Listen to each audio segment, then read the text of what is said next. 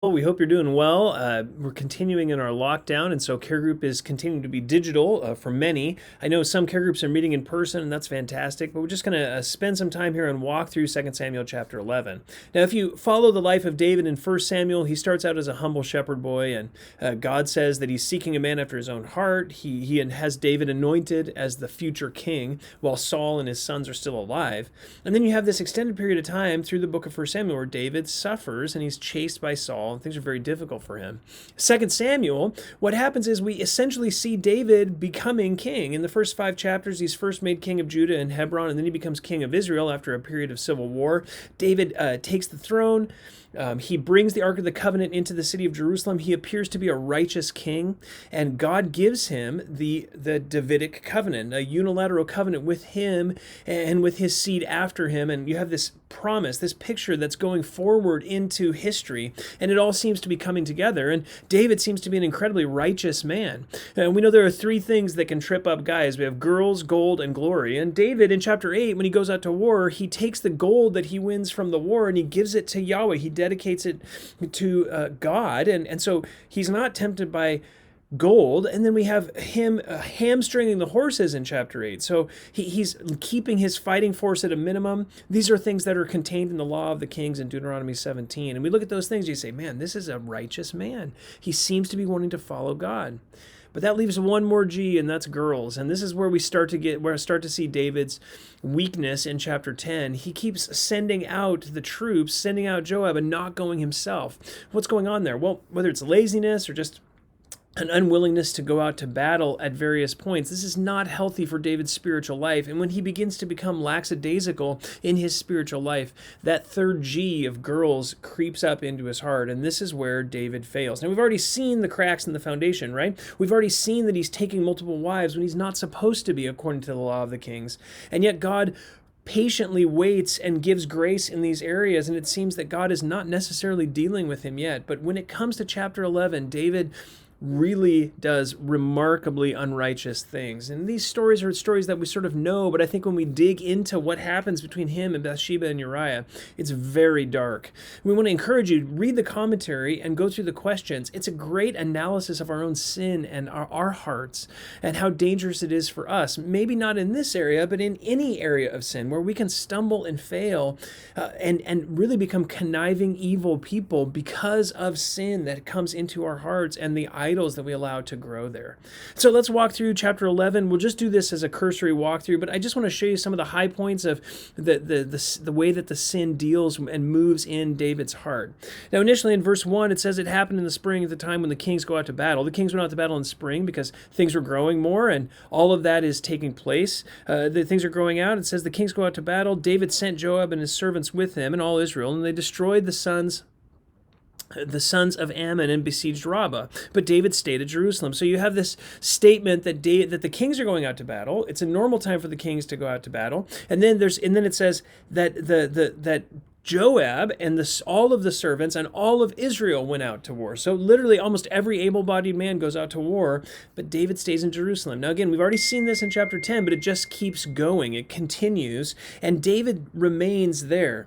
And then it sort of gets worse. If you look at verse 2, it says, when evening came, David arose from his bed. So he's been taking a long afternoon nap. He's just lazy. He's resting too much, more than he should be. And he takes a long afternoon nap, and it says he arose from his bed. And what does he do? It says he walked around on the roof of the king's house. So ancient Near Eastern culture, roofs are flat. There's a cooler breeze that comes in off the Mediterranean. It's a cooler time of the day. David's been laying on his bed. Now he stands up and he walks around upstairs on the roof of the house. Why? Finding cooler area. It's really all about comfort for David. He's living more and more for the sake of comfort. That's what's happening here.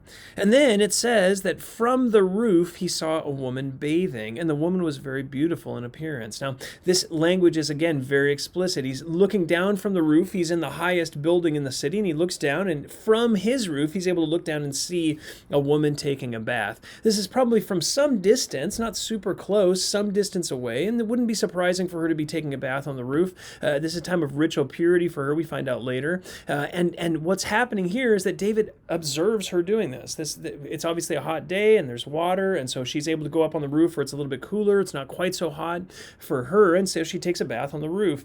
Not totally surprising, and yet not the most helpful in this situation. So David looks down, and it's very easy for him to become voyeuristic here in this situation. As he looks down, he sees that she's beautiful in appearance. So that language there, he's not looking at her face. David is lusting after this woman. And what happens? It says he sent and inquired about the woman. And one said, "Is this not Bathsheba, the daughter of Eliam, the wife of Uriah the Hittite?" Now, I'll give you a chance. Look this up in the commentary. These are really important guys. Eliam is one of David's mighty men, and so is Uriah the Hittite. These are godly men who are members of David's elite fighting force. And what else is very important is that Bathsheba, her father Eliam, is the son of Ahithophel, David's most important counselor. So you have David's counselor, two of David's most important warriors connected to this woman. And when David sends and inquires about the woman, his servants say, "Is this not Bathsheba?" In other words, David, don't you know who this is? And even if you didn't know who this is, don't you understand? She's intimately connected with the royal family. She's connected with all of these really important people in Israel. You need to stay away. His servants are really warning him, even by the way the question is phrased. But what does David do? He sends messengers and took her. And when she came to him, he lay with her. And when she had purified herself from her uncleanness, she returned to her house. So what does David do? Instead of listening to his servants, he sins. He stumbles and he sins. He takes her, brings her into his house, and he sleeps with her. And then he sends her home. Now, again, there's laws in Deuteronomy about how this works, and Bathsheba in some capacity is culpable. But the text here and the narrator and God does not put that culpability on Bathsheba. It's all about David and what he does. He sins, he takes, he lays with her. He's the one who sort of carries this affair forward. And what happens? God's not going to let this stay silent. Verse 5, the woman conceived, and she sent and told David and said, "I am pregnant." Now she knows, and everybody knows, that this cannot be Uriah's child. Why? Because she had just finished the time of her purification after her monthly cycle. So this must be David's child in this pregnancy. David knows it.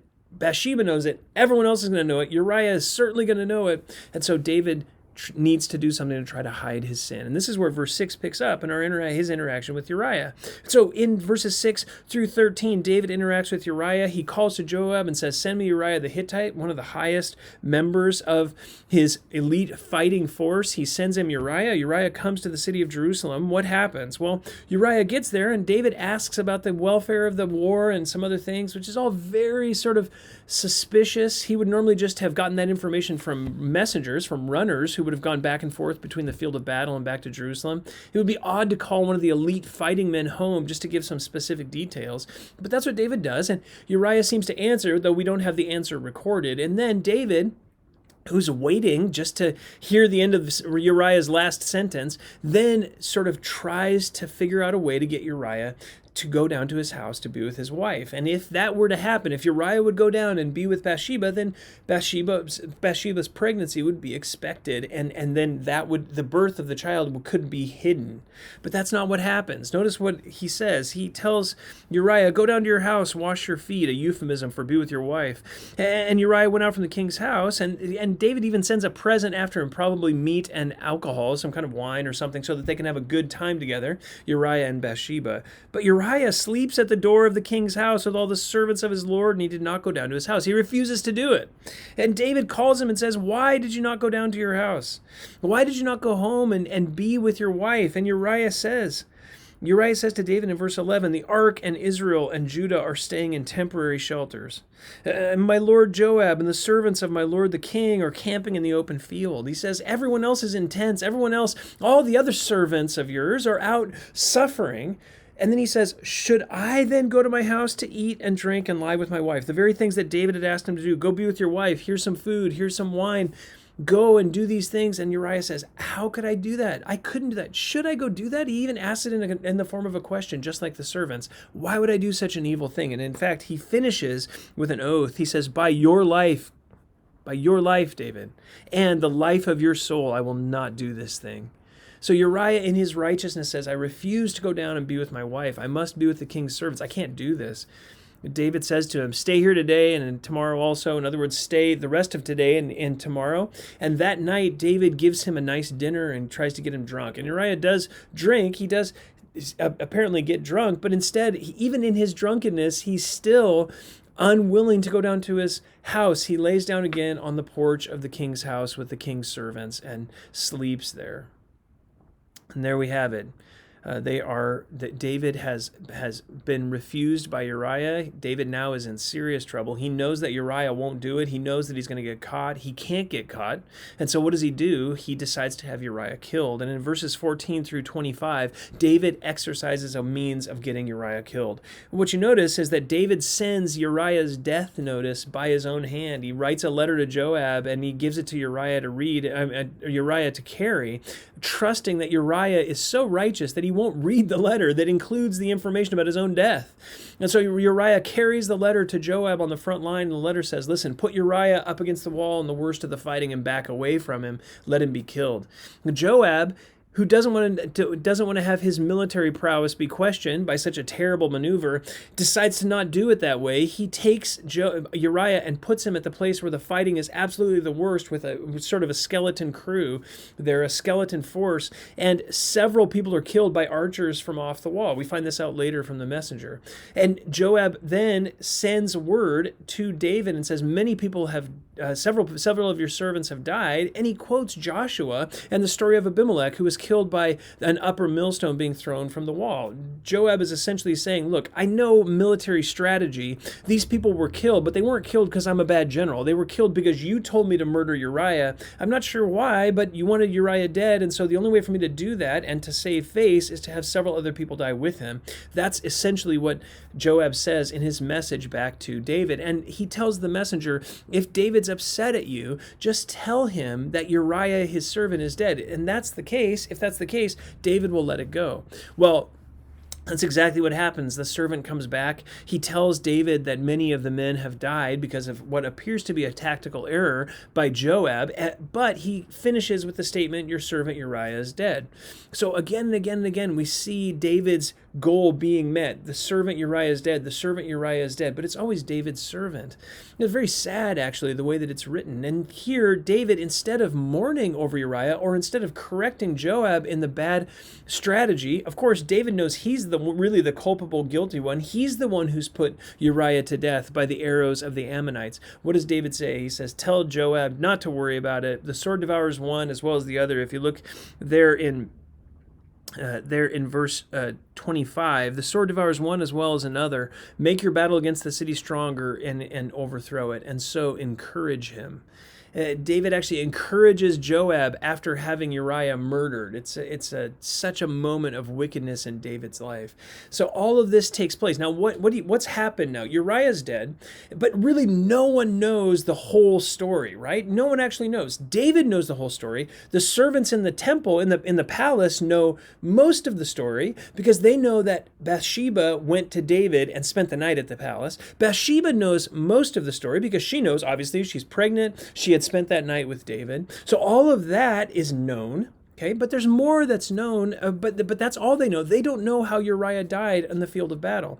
Joab knows that Uriah was murdered by David, but he's not aware that David has had an affair with Bathsheba. He doesn't know the events that have been happening in Jerusalem back home while he's been out fighting.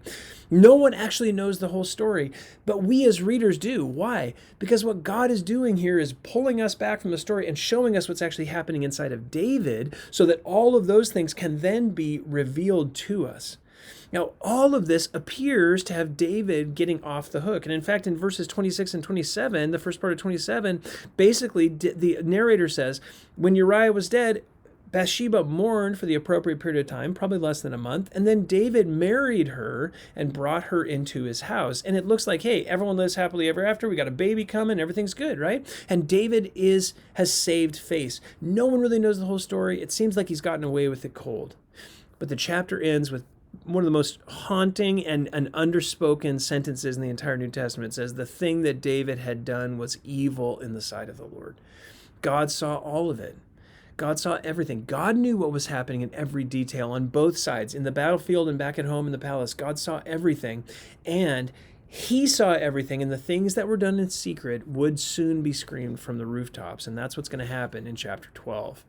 Now, again, I told you this chapter is an amazing chapter about the sin in the human heart. Notice what happens to David. He sees something, he desires it, and so he takes it. This is exactly what Eve did. This is what John says happens in our hearts in temptation in 1 John chapter 2, and also what James says in James chapter 1, verses 14 and 15. This is the way sin deals with the heart. We see something, we desire it, and then we take it, and that's exactly what David did. And when David did that, he found himself caught in a situation that he needed to get out of, and so he began to tell lies and to orchestrate situations to remove him from the problem that he had then created. And those situations include all sorts of unrighteousness to the point where he's willing to lie, murder many people, not just Uriah, but many people for the sake of the purpose of protecting his reputation. All of this is taking place.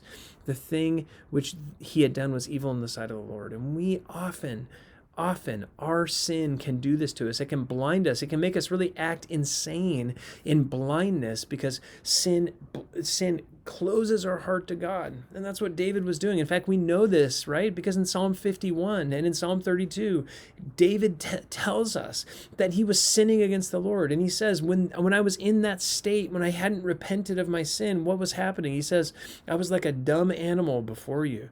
I wouldn't come to you. I wouldn't repent. That's exactly what we do.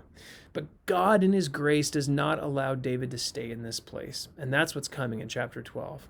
Well, I hope this is encouraging to you. It's hard to see our sin in the light of David's sin. But as you work through this chapter, I hope that your heart can see how much you need Christ and his perfect righteousness granted to you. We praise God for the gospel, don't we? I hope this is encouraging.